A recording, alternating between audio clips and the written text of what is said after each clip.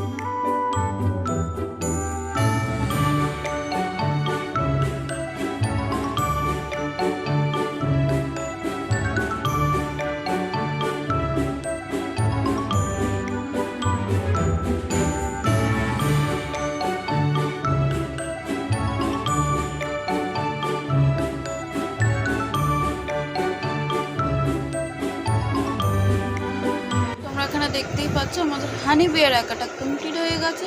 এবার তোমরা জানিও তোমাদের কেমন লেগেছে। তো আজকের মতন ভিডিওটা এই পর্যন্ত, দেখা হচ্ছে আবার পরের ভিডিওতে। টাটা।